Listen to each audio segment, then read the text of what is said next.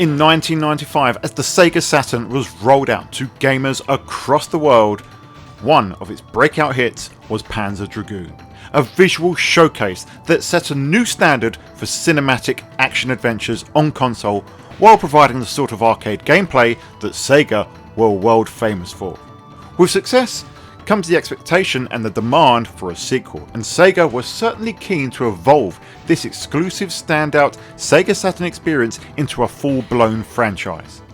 Still in his early 20s, Yukio Futsugi would grow Team Andromeda to realise their ambitions and deliver not one, but two games that would expand on the fantastic world of Panzer Dragoon, starting with a sequel that would boast to be one of the best 3D shooters available, presented for your pleasure.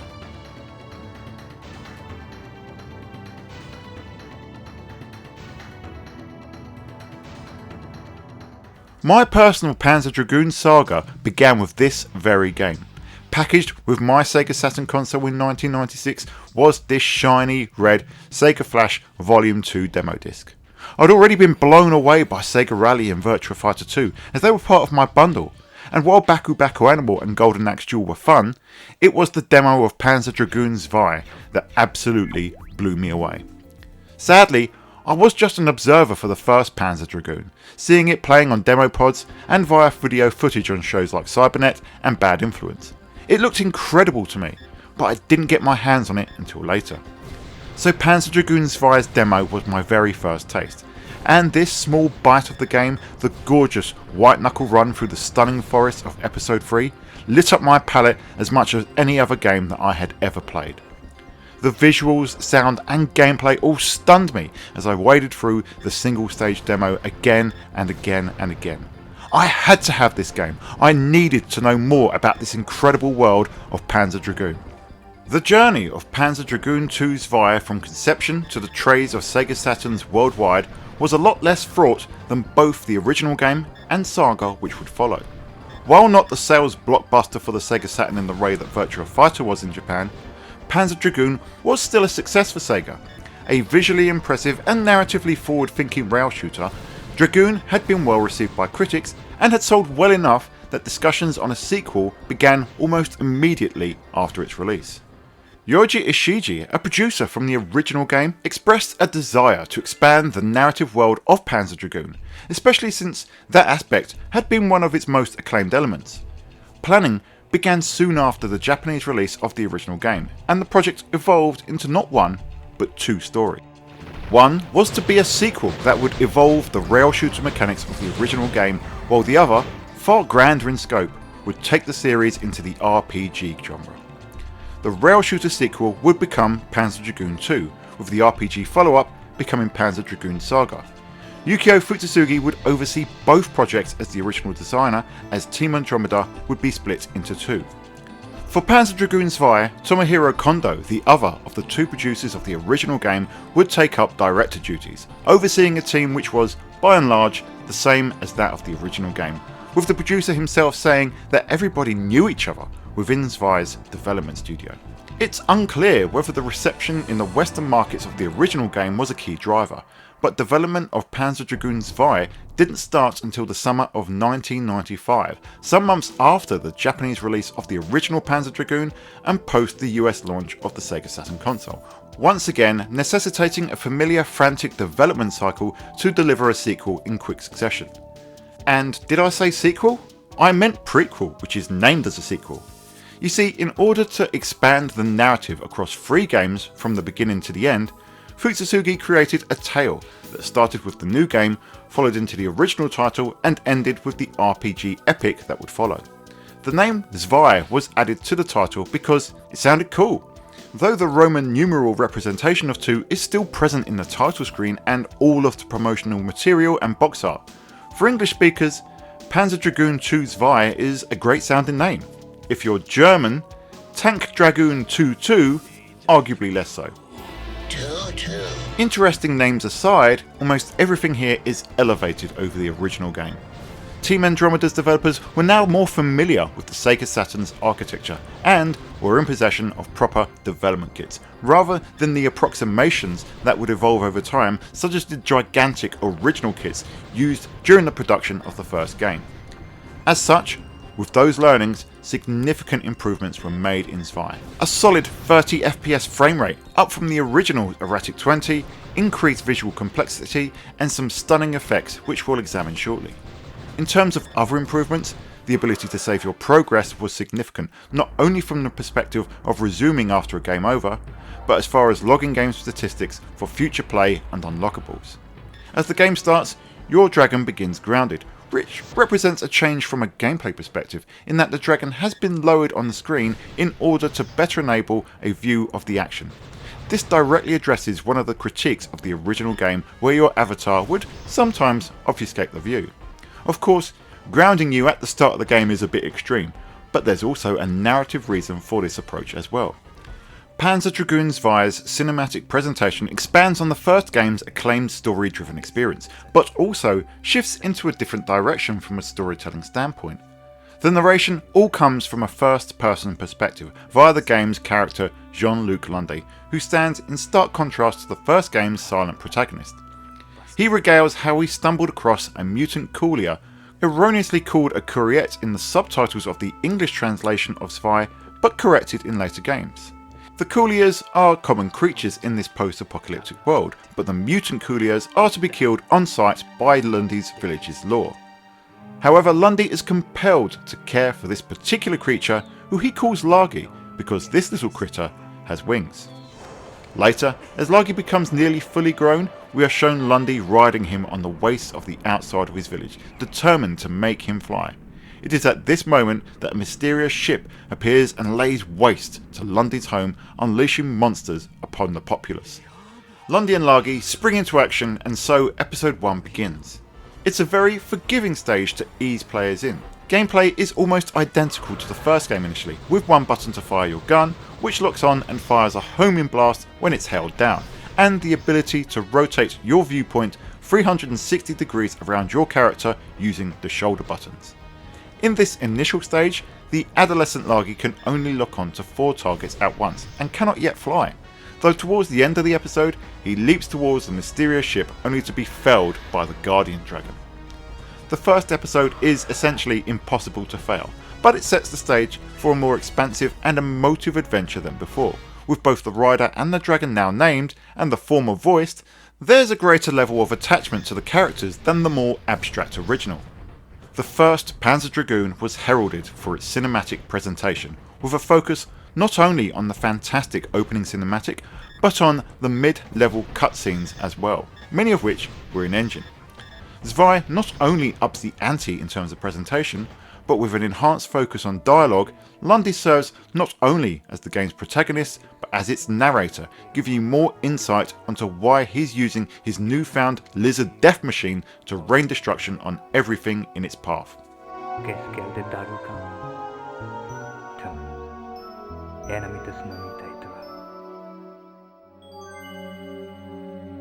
But that doesn't mean that the story is any less nuanced and deep.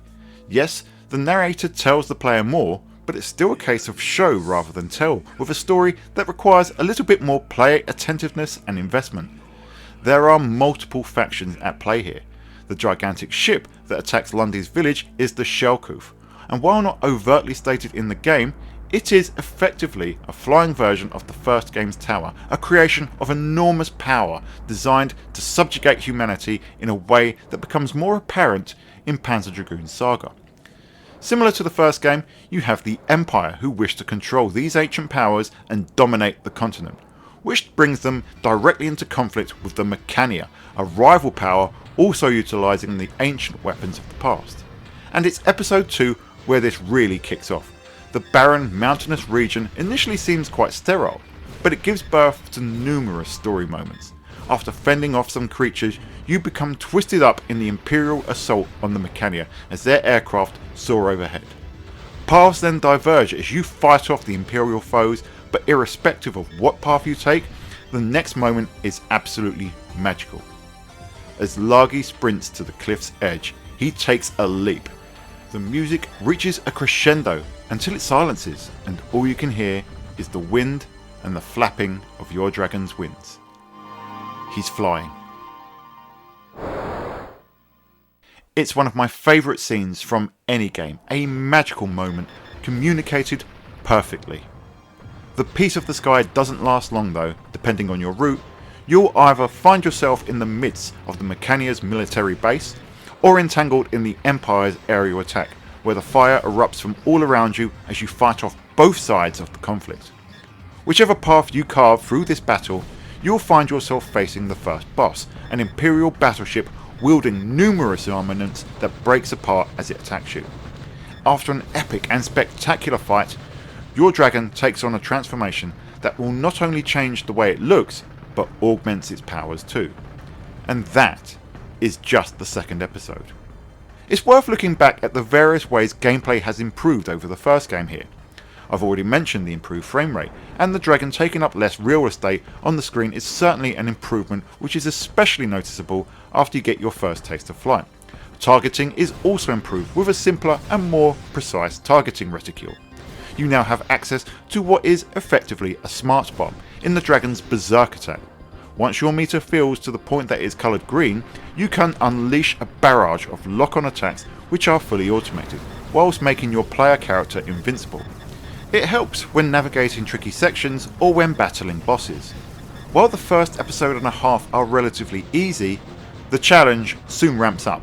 With the gameplay improvements over the first game, it doesn't feel quite as overwhelming as that game could, but it's challenging. The minute you take flight, you will experience more aggressive enemy attacks.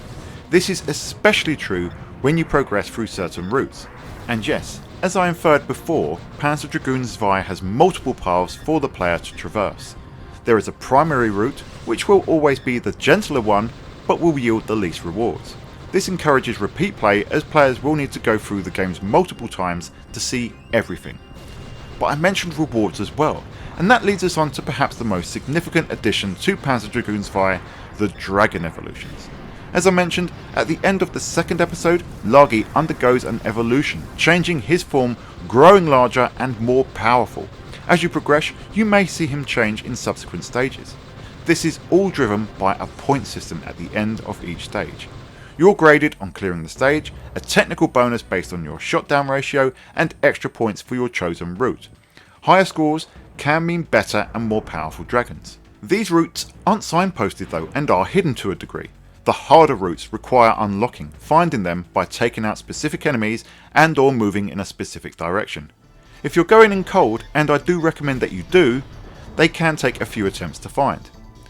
The scores drive another component of Panzer Dragoon Zwei though. It's a factor in the game's ADEC or ADEC, which stands for Automatic Difficulty Enemy Control. Based on how you're playing, the game's difficulty will automatically adjust. Having a hard time? Dying a lot? The game will become easier.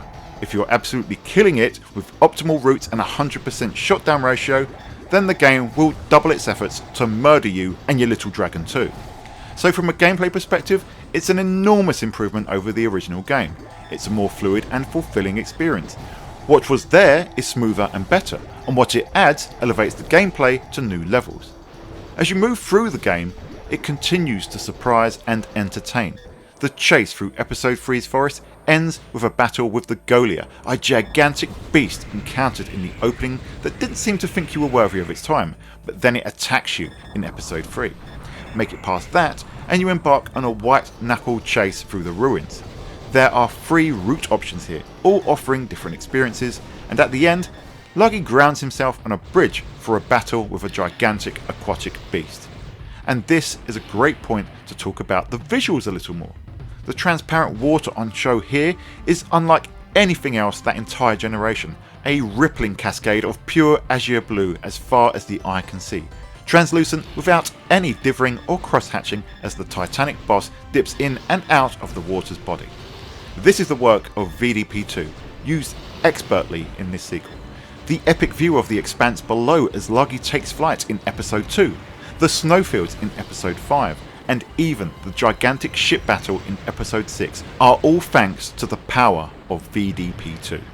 This makes Panzer Dragoon Zwei a game that couldn't accurately be replicated on any other hardware at the time without compromise. Of course, it isn't just those infinite planes. Enemies are numerous and very well animated. Environments are well rendered with minimal clipping and distortion. Up close, some elements, even Lundy and Laugi, may lack detail, but the game is framed near perfectly to demonstrate its vast settings and showcase its cinematic chops. Episode 6 is almost the culmination of Zwei as a graphical showpiece.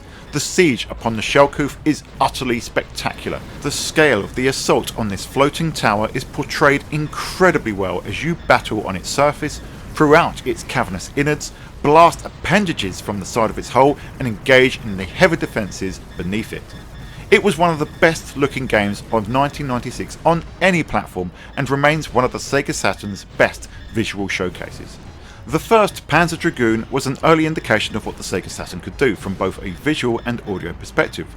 Zwei certainly ups the ante visually, but what about the audio? Sound design is certainly improved, from the increased dialogue in cutscenes to the dragon screams and the exchange of gunfire. Explosions and monster cries create a cacophony of guttural post-apocalyptic battle sounds. The dialogue deserves a special mention as the game's fictional language is delivered convincingly, and while some subtitle translation issues may spoil the immersion a little bit, the voice acting is uniformly excellent, building on and improving on the first game. Music though is a little bit less clear cut. Panzer Dragoon featured a score that was designed around the actions of the game, not unlike a movie. This enabled some high production Red Book audio tracks that rank among the very best and most scintillating themes of the era. Zwei is a much more dynamic game, especially with its multiple routes. As a result, recording a score against the linear progression would be near impossible. Instead, the score is composed of sampled instruments in a more traditional video game sense. This is of course a 32-bit CD-based console capable of fantastic instrumentation, so while the music isn't quite Red Book audio quality, it's certainly very close. The tracks themselves are outstanding, and Panzer Dragoon Zwei succeeds in coming close to the cinematic brilliance of the first game, but is far more dynamic in its implementation. You still have atmospheric tracks like the game's opening stage or the aforementioned second episode where you take flight, but the approach allows for different melodies to play in different sections, which is especially evident in episode 4, where the multiple routes all produce different variations of the stage's theme. Then you have some simply astonishing compositions, like the pulsating episode 3 theme or the track that plays during the final battle. Speaking of which, I haven't touched on the final stage yet, and it deserves a special mention. It is just a gigantic boss fight, or two boss fights, but like the rest of the game, it is sheer spectacle accompanied by a thumping score. The size, scale and movement of the Guardian Dragon is truly a sight to behold, as its multiple appendages shift and twist to fire off its multitude of attacks. The improved frame rate and the visual fidelity make this a much improved encounter over the first game's titanic boss. Defeat it and you'll likely embark on a rollercoaster dogfight with the smaller dragon you encountered at the beginning of the game. I said likely because that battle isn't certain. In fact, few things in Panzer Dragoon Zwei are, and that's the beauty of it. The game changes so much based on so many factors, not just the routes or your performance and shotdown rate. For example, most of the time, Stage 3's Goliath will slowly scream and bleed out as you defeat it, but occasionally, if you're brutal enough with your attacks, you can blast it into pieces. The same can be said of the final boss and the ending. There are at least 4 endings. Some are self-contained within Panzer Dragoon Zwei's narrative, others feed more and more into the first entry and saga and the wider narrative around this trilogy. And to tie everything together, if you manage to get every single bonus point through the game, you'll achieve the ultimate evolution as you tackle the final boss with the Type 0 dragon from the original game. It was this playthrough, upon destroying the larger Guardian Dragon, the smaller, more agile one didn't arrive, sending me straight to the credits.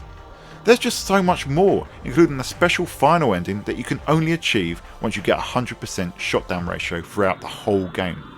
Your repeated playthroughs will often uncover something new. Even if they don't, more rewards await. Best in the Game unlocks Pandora's Box, an extra options menu that allows you to change a host of things in the game, including your starting stage, health bar, difficulty level, and even your starting dragon. It's these additions that make Panzer Zwei one of, if not the finest rail shooter ever made. It may only have 7 stages, and that itself may be generous considering one is an introductory level and the other is a huge boss fight, but so much exists for the player to discover that it warrants playing over and over and over again. And when the gameplay is this good, when the visuals are this spectacular for the time, when the music and sound is so astonishing, you'll go back just for the pure thrill of it. To me, this is the absolute pinnacle of the genre. In 1996, the demo of Panzer Dragoon Zwei introduced me to a series I'd admired from afar, and as I seized my own copy, I was instantly in love with not just a game, but an experience like no other. There is still very little like Panzer Dragoon Zwei, a story that is as much heart as it is art, a visual style that has not, and perhaps cannot, be replicated, a soundtrack that blends the majesty of a movie-style score with the flexibility and melody of traditional game design, and gameplay that is both classic Sega arcade fare but filled with the sort of depth and nuance you'd expect from a home title. In 2024, I still play this game repeatedly, and after so many runs in order to capture footage, I still just want to go back for more. For me, it truly is a masterpiece, a jewel from a bygone age of gaming, from the new frontier of 3D game development and the early throes of narrative presentation in video games. Panzer Dragoon Zwei is everything. It is both a title rooted in the classic past of video games, yet stands tall as a forward-looking title that still holds up in the modern day. It is the vision of one young developer looking to create a universe with a band of tight-knit collaborators keen to create their magnum opus. For me, it's a video game that succeeds in every way that a video game should. We'd love to hear what you think of Panzer Dragoon Zwei. Have you played it? Is it a classic or even a masterpiece? Let us know in the Sega Guys Discord or in the comments below, and if you enjoyed the video, give us a like and a subscribe as that really helps the channel. And if you want to be extra mega, think about becoming a member, which you can do from as little as 99p. But that's all for today. Until next time, this has been Dan the Mega Driver of the Sega Guys, and this has been Panzer Dragoon Zwei, one of the best 3D shooting games available, presented for your pleasure. See you on the Sega side. 널 넣기로 쓰게나